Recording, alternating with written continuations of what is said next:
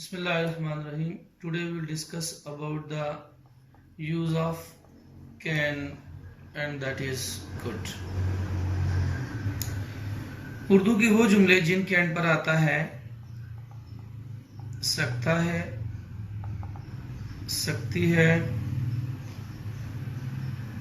और सकते हैं वगैरह। तो ऐसे जुमलों के कि जब आप ट्रांसलेशन अंग्रेजी में करते हैं तो आपको सब्जेक्ट के फौरन बाद कैन लगाना पड़ता है और कैन के बाद आपने first form of the verb जो है वो यूज करनी होती है। फॉर एग्जांपल, मैं किताब लिख सकता हूं। तो अब देखिए सेंटेंस के एंड पर आ रहा है सकता हूं, तो इसके लिए सबसे पहले आप सब्जेक्ट लिखेंगे, जैसे आई कैन। जैसे मैंने बताया है कि आपने फौरन सब्जेक्ट के बाद क्या लगाना है, कैन लगाना है, यानी यहां पे सब्जेक्ट लिख लें।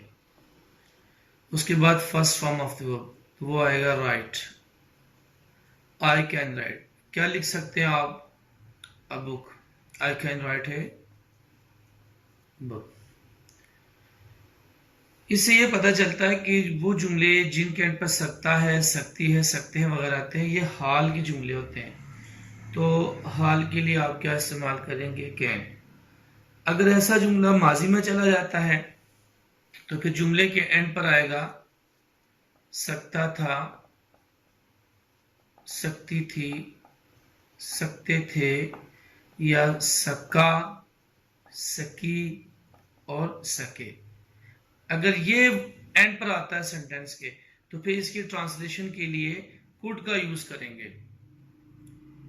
इससे ये पता चला कि ये माजी का जुमला होगा। कैसे, मैं आपको करके दिखाता हूं। जैसे कि मैं किताब लिख सकता था।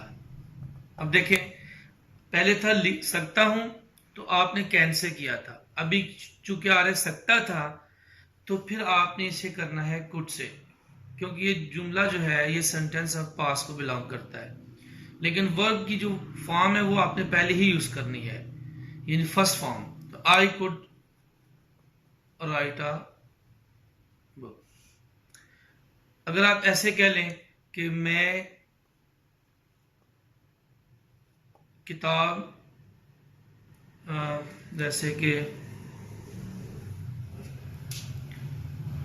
वो किताब लिख सका, ठीक है, तो he could write a book.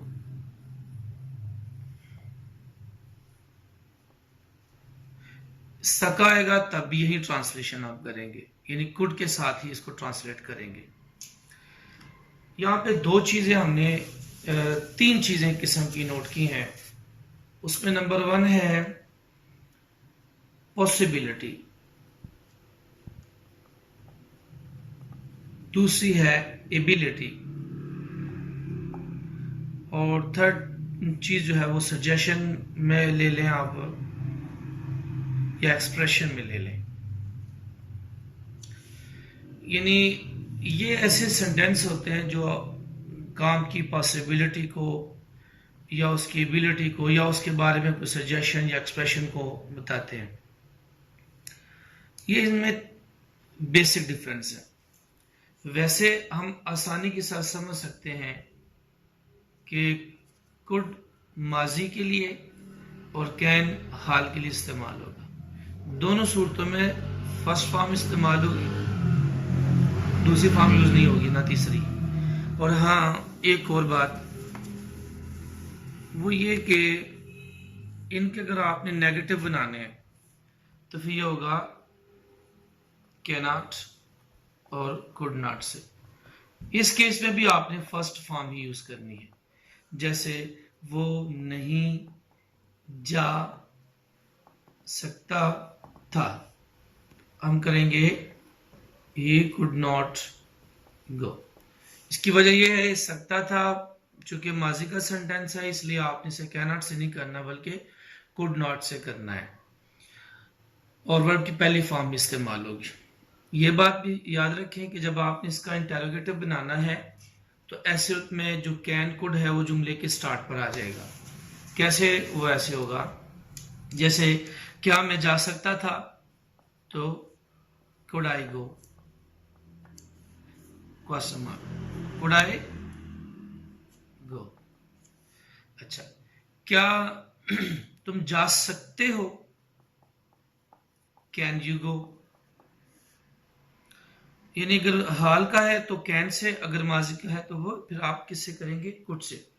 अगर दोनों को मिक्सचर बना लेते हैं तो क्या मैं नहीं जा सकता था, तो यहां पर आ जाएगा not, could I not go, could I not go.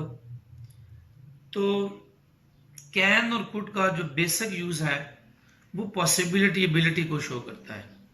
दोनों में हाल और माजी का ही फर्क है, बाकी वर्ब की फर्स्ट फॉर्म जो है वो दोनों केसेस में यूज होगी। क्वेश्चन मार्क तब लगाएं जब जुमला क्वेश्चनराइज होगा, और वो तमाम तर सेंटेंसेस जिनके एंड पे सकता है, सकती है, सकते हैं ऐसे आता है तो वो कैन से होंगे, और सकता था, सकती थी, सकते थे, या सका, सकी, सके, इन केसेस में वो आप कुड से इसे करेंगे, और in both of the cases you will have to choose the first form of the verb. Thank you.